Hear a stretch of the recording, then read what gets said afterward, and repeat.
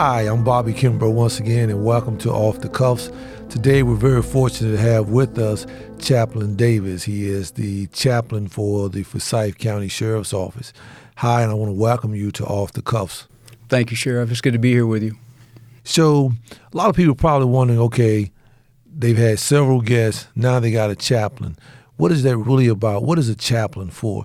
And so what I like to do is, before we get really down into the meat of the conversation, I like to talk about, first of all, who is Chaplain Davis? How did you get here? How did you arrive at this place as the chaplain? Well, that's a great start. I came to the Sheriff's Office in 1988. I had finished my clinical training at Baptist Hospital, and a VOCA grant, a Victims of Crime Act federal grant, allowed me to work for 2 years with the city and the county providing crisis intervention services for first responders here. The commissioners at the end of that grant period decided this program had great merit and voted to put some hard money in that program, and that led to me being hired full-time in the Sheriff's Office. And that really made me an anomaly because there were no full-time chaplains at that time working in a law enforcement setting. So I knew that was a privileged position to hold, and it gave me a unique perspective to be embedded inside of an agency and see firsthand what first responders, particularly law enforcement, dealt with. So that was 1988.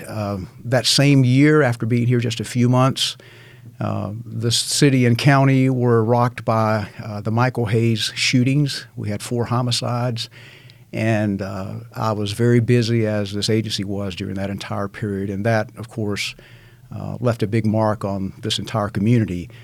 Opened my eyes to the impact of crime and trauma on the citizens who live here, but also those who protect and serve this community. And ever since then, I've continued to do that work and privileged to be here still.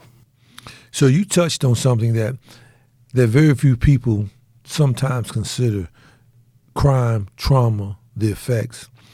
So last week we had Captain Bowman, and we were talking about the stresses of the job. You and I have had many conversations, as you are the chaplain for the Forsyth County Sheriff's Office. You lead the prayer every Monday morning at our command staff meetings. But you and I were having a conversation yesterday, and you were talking about the whole man, the individual, the totality of the individual, the whole person. Because many people, I think, don't really understand that the men and women that serve in law enforcement, forget law enforcement, but first responders are just human beings who have everyday issues, who have stress, who have everyday problems. And to have a chaplain is worth its weight in gold. I say that because I understand the value of it. But a lot of people don't know, what does a chaplain do, a law enforcement or first responder chaplain? What does that entail? What do you do? Well, the first thing I'll say is what a chaplain is not. And a chaplain is not just a ceremonial position. So chaplains do have a public role. They show up to do invocations at public events. But I've often told clergy who want to volunteer to assist with this work that a great deal of our work is covert in nature. And that's because we do want to protect people like Captain Bowman and others, to provide them the dignity, respect, confidentiality when they need help. So that extends to their families. So we are operating under the radar many times, doing things that are not so visible, but all of that is to protect these first responders who do some incredibly difficult work. I like to think of, because I taught physical training in rookie school for a great many years, I use the phrase fitness for duty a lot, because chaplains have to be fit for duty, and the whole person metaphor you used doesn't just address the psychological, emotional, mental, the physical. It is the whole package. We're only as healthy as all of us is that way, as an organization and as individuals. And a chaplain is there to care for that whole person, to not simply look at them in some fragmented way. So the reason that's so important for us in a role as a chaplain, we can do irreparable harm. We don't get second chances and do-overs when we're with a person in crisis. They're dependent on us to be competent and skilled, just like a first responder is highly skilled and trained to deal with what's put in front of them. But we can't just compartmentalize and box that away and not deal with it later.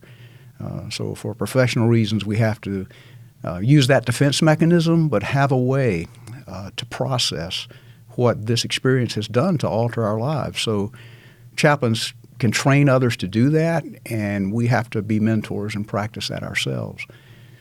So you've heard, you and I have talked many times, and I've talked about this thing called surviving the job, surviving the shield, surviving the star, whatever your badge that you carry. How do you survive this profession? And I look back over my career, and I give the example of going into a smoke-filled room. Even though you don't smoke, you come out of that room smelling like smoke. How do you deal with the everyday issues of the job? I was sitting here as you was talking, and I was reflecting back to the early 2000s when I was working with the DEA as a special agent. Myself, Charlie G, and Billy D, and myself, and another gentleman who lost his life, Dave. We were out over in High Point doing something, and Dave was called home that day. He lost his life that day. And I never knew at the time how that affected me, actually seeing that and witnessing that. Someone lose their life right in front of you. And I'll never forget when they brought, I guess he was the EAP guy in, and he sat with us, the three of us that had witnessed it. And because there's something about law enforcement that we want to remain Superman strong. We want to remain the calluses over there, where we don't want people to see the real us, the human side of us. And I remember sitting in the room with the guy, and we were joking with him, clowning with him, the guy that was trying to talk with us or counsel with us. And then he saw us individually, and when I sat with him, my thing was, you have no clue of what we do every day. You have no clue of what we're exposed to. You have no clue of what I've seen, what my eyes have seen, my heart has felt, and the tears that I've cried. So I can't talk to you because I can't relate to you. And so years later, I found myself talking to a clergyman about it. I found myself talking with someone, because what I have learned in my 34 plus years of working in law enforcement is that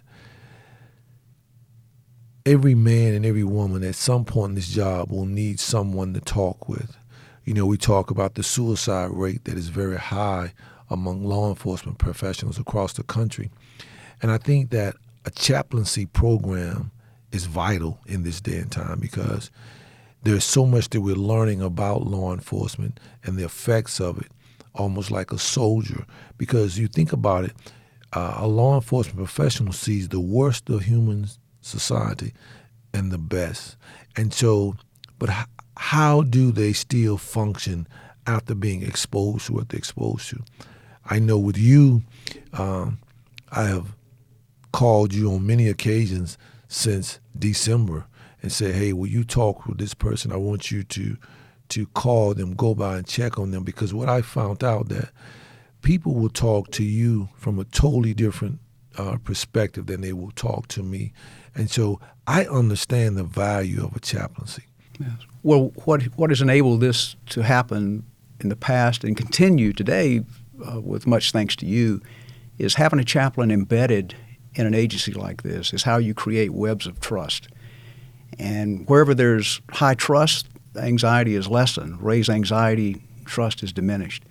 And trust is built incrementally over time. So being a part of the agency, being in this culture for almost 30 years now with this wonderful group of people has enabled me to know their families, their children, their spouses, their dogs' names.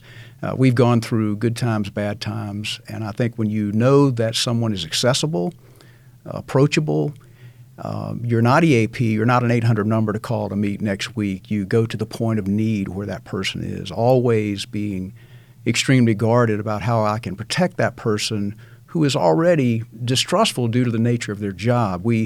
the general public doesn't understand that law enforcement especially is trained to be distrustful in ways that keep us all safe. So they do look at the world through a jaundiced eye and are scanning. They're hypervigilant in a way the public doesn't understand.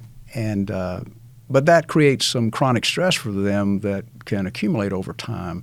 So I think being accessible to them and being a part of the agency, being able to let them reach out to us. Everybody here in the first responder community, not just the sheriff's office, has my email and cell number. And I intentionally designed that so that none of them have any impediment to reaching me directly for their personal need or their family's needs. You struck a nerve. You hit it on the head. Accessible and having a prior relationship, having seen you before I need you. And I think that when you were talking, I was looking back at the situation that happened in the early 2000s that I was giving you reference to, is that the gentleman that met with us, we had never seen him before, nor did I know him. So you want me to talk and bare my soul with a stranger that I don't know, don't have a relationship with. I get that. But at the same time, law enforcement doesn't work like that. There's a trust issue. I've got to trust you before I share with you. I've got to trust you before I follow you. And so in seeing you every day and seeing you walking around the halls, talking with the men and women here, I see the value of a chaplain. I see the value because some people are going to listen and hear this and look at this and say, you know what? Is it about religion or is it about relationship? What is this really about?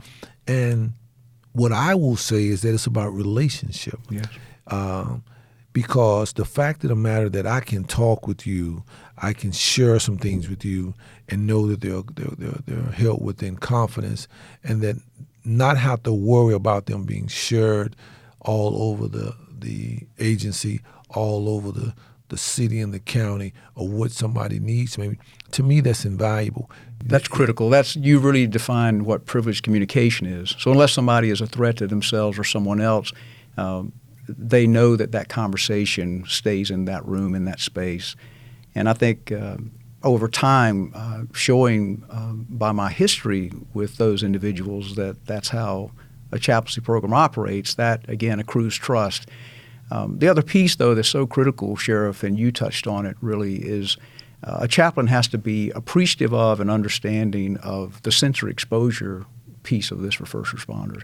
So back to your example with the EAP person, anyone who has no clue or real appreciation for what a first responder's daily life is like or what their family may be exposed to. So even now, the chaplains I've trained over the years, with some strict guidelines, I introduce them to some elements of the graphic nature of the work. You can't wince or show in your body language or your speech that you can't grapple with what someone who is a law enforcement officer or a paramedic or firefighter has seen. So someone on the street who wants to be helpful, their heart may be in the right place, but if they don't have a real clue of what that person may have seen that day, that they saw a child abused, they responded to a case where individuals harmed in that incident remind them of their family members. They're dealing with death and trauma. Seeing that up close, having a front row seat, you need to find someone to process that with who has some real understanding of what that's like. So a chaplain who's been to the scene and been out at all hours of the day and night to be alongside, shoulder to shoulder with those people, has seen those same things and has empathy for that person and how that is going to go home with them. None of us here, you nor I, have some toggle switch we can flip to separate work and home. And over the years, as I've gotten older and wiser, I will even speak truth to some supervisors and say, don't tell that young officer to leave work at work and home at home, because we can't really do that. If we have a bad day at home, it's coming to work. A bad day at work is somehow going to go home with us. So we need to teach people a wellness lifestyle, how to be resilient, and how do you continue to do the work you love that can be so gratifying but can leave you wounded. And also those who love you and are close to you. And to your point, we don't want to see anyone become so numb that the job is robotic. We want real, feeling, compassionate people doing this job. We can't build collaborations and bridges in this community if we are mechanical about our work. So we are affected by it.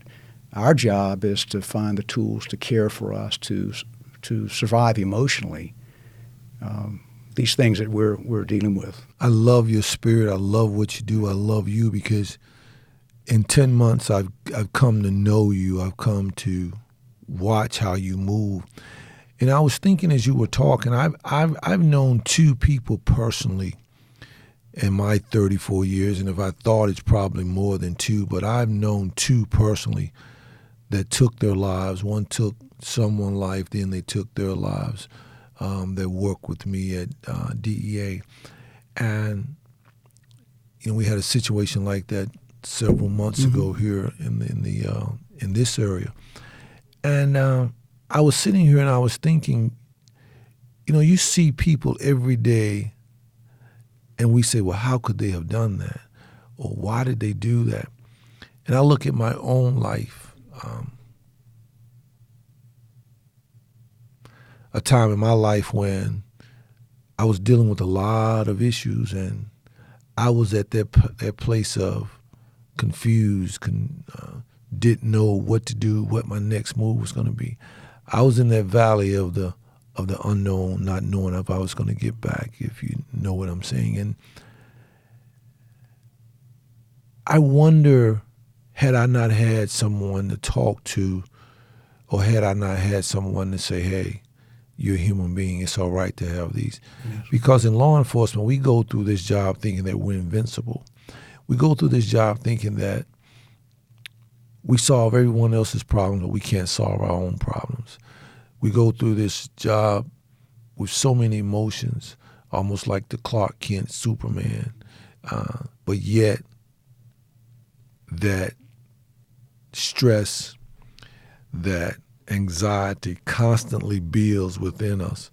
And to have someone that they can talk to, a chaplain, someone that, as we say, can address the whole you, someone that can put you back in balance, someone that can talk with you and guide you into if you need further assistance.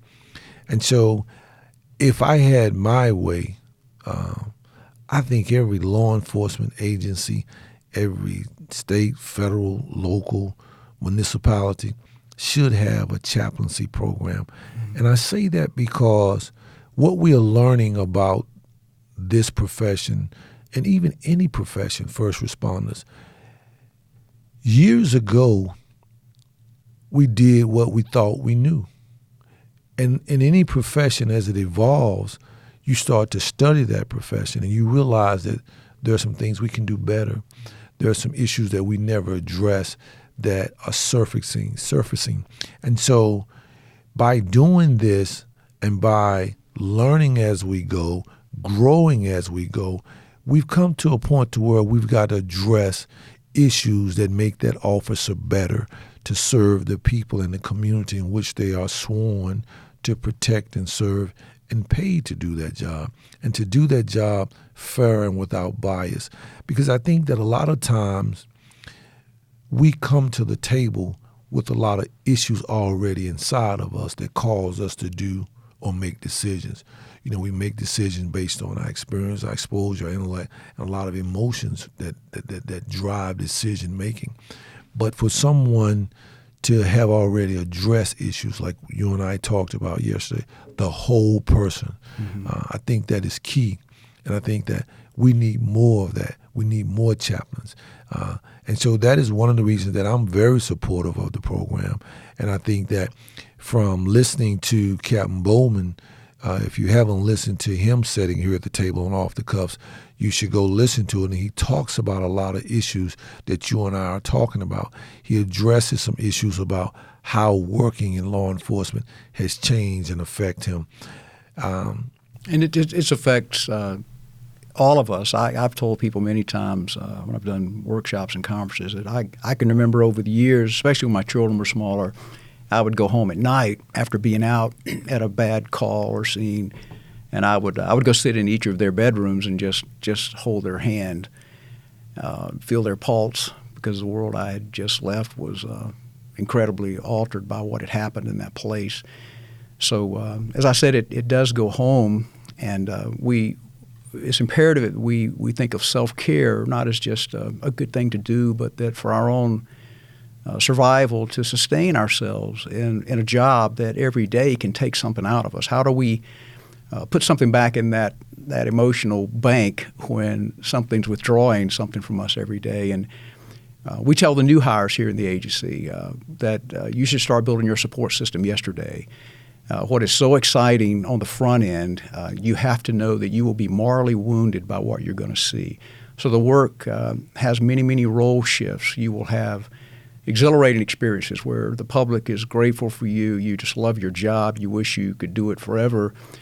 And then other days you go home and your spouse may be saying, I want you to find something else to do for a living. This is too scary. What's happened has reminded us how we're all vulnerable, that you are putting yourself in harm's way every day. Living with that anxiety can take a toll on a family. But I think the good thing, though, that chaplains are privileged to do is we get to educate. We get to not just embed when something bad has happened, but be there in those more celebratory times. In your tenure here already, we've had some wonderful retirement celebrations for individuals. And to be a part of those events and witness the shared history that I've had with those folks, as well as so many other people in the room, is a very positive thing. But it reminded me that we are each and every day creating a culture of wellness and empathy. So if someone who's been through the hardships which you have personally shared with me, if that taught you to have even more empathy for those around you, then something really powerful is paid forward by that. If an officer like Captain Bowman can teach others from his mistakes and what was difficult for him, and he can mentor others, or others have a deeper appreciation of an officer, that yes, you are a human being, you have a family. You're not just someone in a uniform who's invincible. We owe it to the public to help them understand that's who we are. We don't serve ourselves well or anyone else when we socially isolate ourselves, when we keep that mantle of invincibility on. We have to find a safe, structured place to be vulnerable. And I think a chaplain is one of the ways that is allowed to happen, that there is a place you can go, not be judged, not be physically or emotionally abandoned because you just put your pain on the table in front of someone. And we all need that. Chaplains need that. Everybody shouldn't hang out with just those who do what they do for a living. We need a balanced range of relationships. We need to find people we can trust. And a good chaplain friend of mine many years ago, who has since died, he told me something I'll never forget. He said, Glenn, it's better to be an 18-wheeler than a unicycle. And he said, why would you want one tire under you when you can have a lot more? Because one's going to blow. Exactly. What's your plan when, A, B, and C don't work? So how can you have a menu, a collage of support mechanisms? Your friends here, this is your family, but it shouldn't be your primary family. We should never abandon our loved ones, our immediate families, simply because we love this work. So the passion and dedication has that downside of it can consume us. I love that analogy. So how do we balance those two things? I love that analogy. So many thoughts went through my mind. So many questions popped up. Just want to run a couple more questions by you. I love the analogy, one wheel versus 18 wheels. When A, B, and C fail, what's left? You talked about this thing about talking with new hires when they come in and telling them that they should have already had their support system yesterday. You referenced about how they'll be morally wounded throughout this career. And I started thinking to myself that there's a picture in my office of when I first came into law enforcement in 1984 with Winston-Salem Police Department. And there's a picture of class picture. And I look at that picture in 1984, and I reflect on my mindset then. I reflect on who I was, this young man ready to take on the world, naive about a lot of things, and how my mind has been shaped, and how I have changed since 1984, and how law enforcement has changed me, good, bad, or indifferent. I look at the experiences in life that I've had, how they brought me to this place that I am now, the experiences and the hardships that I've had in life, how they have created compassion for this job and compassion for the men and women that we serve and work in this community. But you said something that is prolific to me, is that in this job, what I've entitled so many times as surviving the shield, surviving the star, whatever shape badge you carry, how do you survive this job? And you said something about how most of us, our friends, are those that work with us, share our same thoughts, our same beliefs. So is that really the support system, or are they just co-signing on how we feel? And to branch outside of that and to have diversity in my circle of friends, to have relationships that can put me back on track, to be able to talk to you as the chaplain and say, you know what, I'm just frustrated today. There's so many things working with me right now, against me, and I just need someone to talk to, because everybody needs someone to talk with.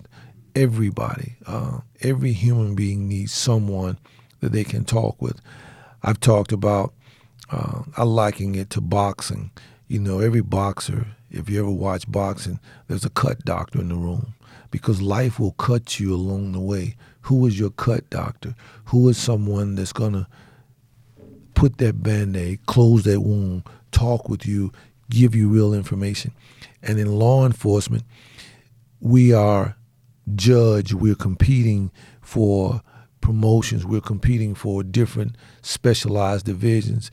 And so sharing myself with another officer or another deputy, another agent, does it weaken me?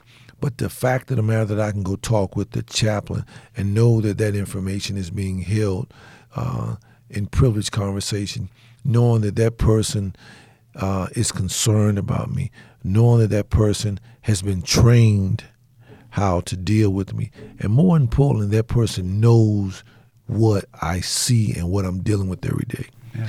I think is invaluable, and I appreciate what you do. I know the men and the women love you around here, because when I first came through the doors, and I thank God every day for the opportunity to serve this county and to thank the people that gave me an opportunity to do this. But when I came in the door and I was walking around and I was talking with various people and I was asking them about the various programs, the various people inside this agency, that the common theme 100% was that the chaplain is invaluable.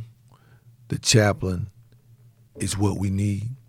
The chaplain, someone that prays for us even when he's not here. And so, being a praying man myself, what I said is that every Monday morning when we have command staff meeting, I want my chaplain in the room, and I want my chaplain to open us up with prayer. And we've been doing that since December, and we'll be doing it as long as the people allow me to sit in this office, because I just believe that, you know, you've heard me say this all the time, is that, you know, the word I say all the time, abracadabra, the Hebrew word, I create as I speak. In other words, we're speaking things and we're creating things. And to have a man that I know, a man that I trust to pray over what we do, I appreciate that. Well, thank you for being here and for the example you've set.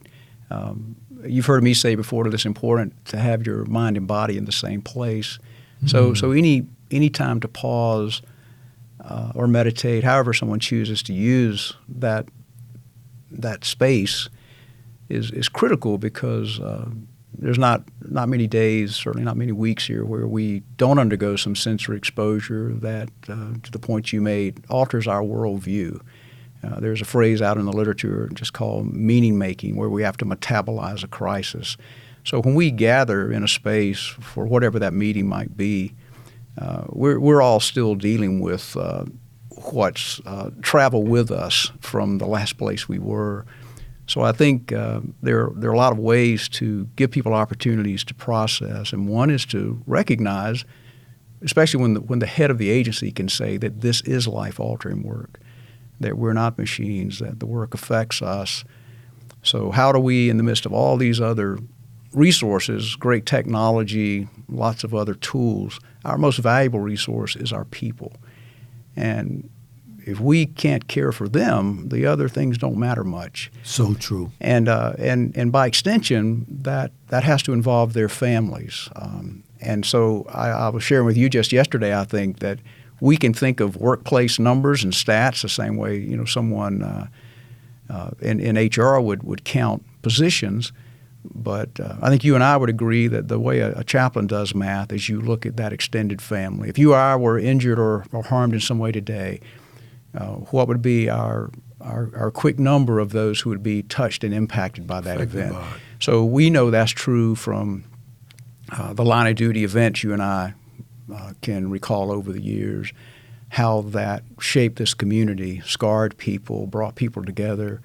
So there's a shared history around the things we've achieved, around our sufferings, around what we've all learned together. But these things do alter us, and we should embrace that and not try to gloss over it, give people a way to talk about it. And the new people coming into this agency need to have that history shared and explained to them too, so they know they're standing on the shoulders of some people who help make this community what it is. Our retirees, I think, appreciate that about you, that you've found ways to honor them, and we're all building on the experiences of those who came before us. But I really think this, what I keep referring to as a culture of empathy, is critical, because if we care for one another, that certainly impacts what we do when we're out in the community with people. We learn to care by being cared for. So it's hard to give when your cup is half empty or empty. And so I think a lot of people here would tell you today that the quality of their work and who they are is in large degree a result of what they have endured, the adversities they've experienced. I've never sat down with anybody in the community or a law enforcement officer who said, the time I grew the most in my life was when I was at Disney World with my family. It'll always lead into a discussion of, let me tell you when. Let me tell you when this happened. And then a story starts that can be filled with vivid details of something 25, 30 years ago. We have officers in this agency who can describe in perfect detail the interior of a home they walked in. I can do the same thing. We have a GPS in our head that marks locations in this community because of, I remember being there when X happened. And we can't always shake that, but we've got to find other windows to look out of in that house. When we talked about the dangers of social isolation, some people say loneliness today, social isolation is the new smoking, that it is hazardous to our health. But when we don't have that other rich menu of friends out there, we're in danger of looking out that negative window all the time. So how do we take a job that has its dark elements and find more positive things to celebrate? How can we say that was difficult, but let me tell you how I grew from that experience? That is so true. As we get ready to wrap up, what you said is so true, because I've talked to many officers, and it's amazing how the mind will mark certain events in your life, tragic and trauma, down to you can remember minute details. The incident that I was referring to that happened in the early 2000s, 2003, 2004, I can remember what all of us had on. I can remember details. I can remember just things that I'll never be able to erase from my head that will go with me the rest of my life. And it's just amazing how the mind works. I want to take a moment and thank all of the men and women across this country that serve first responders, regardless of what your role is. I want to thank them for what they do for this community, this state, and these United States. I want to thank all the chaplains, all the people that try to keep first responders whole, that try to care for us, give us self-care. But as you said, we're all in this together. What affects one of us affects several of us. What directly affects one indirectly affects all of us. And we've got to keep that in mind, that together we are strong, together we are better. And so I applaud you for what you do, and I thank you for what you do. And I want to thank you for taking time out of your day to come and spend times with us at Off the Cuffs. We welcome anyone to come chat with us, share with us, whether you agree or disagree at Off the Cuffs. This is about information. It's about transformation. It's about changing a culture, changing the atmosphere, changing outcomes. And we believe that information is powerful. And once you place it out there, you have the choice to do what you want to do with information. We just want to give it to you. So as always, may God continue to smile upon us. And thank you and welcome. Once again, we welcome you to Off the Cuffs. Have a great day.